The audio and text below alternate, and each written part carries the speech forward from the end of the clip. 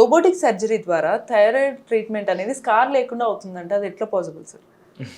అది కరెక్టే అమ్మా. ఓకే. అండ్ ఈ కాలంలో అది కొత్తగా వచ్చిన ట్రీట్మెంటే. ఓకే. సో మనం ఫస్ట్ థైరాయిడ్ ట్రీట్మెంట్ అంటే రెండు విధాలుగా ఆలోచించాలి. ఓకే.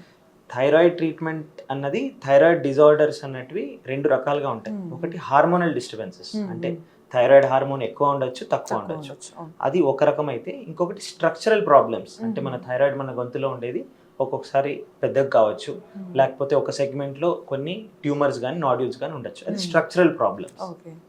హార్మోనల్ ప్రాబ్లమ్స్కి మోర్ ఆర్ లెస్ నార్మలీ మనం మెడికల్ ట్రీట్మెంట్ ఇస్తాం. అందులో సర్జరీ అనేది రోల్ చాలా తక్కువ. సెకండ్ ఆస్పెక్ట్ అంటే సర్జికల్ ఆస్పెక్ట్ ఎక్కడ వస్తుందంటే స్ట్రక్చరల్ ప్రాబ్లమ్స్ ఉన్నప్పుడు. ఇదివరకు ఏం చేసేవాళ్ళంటే థైరాయిడ్ అన్నది ఇక్కడ గొంతులో ఉండేది కాబట్టి పెద్ద కట్ ఇచ్చి నార్మల్గా థైరాయిడ్ని విజువలైజ్ చేసి తీసేవాళ్ళు. అది తరతరాల నుంచి వచ్చిన ప్రాసెస్.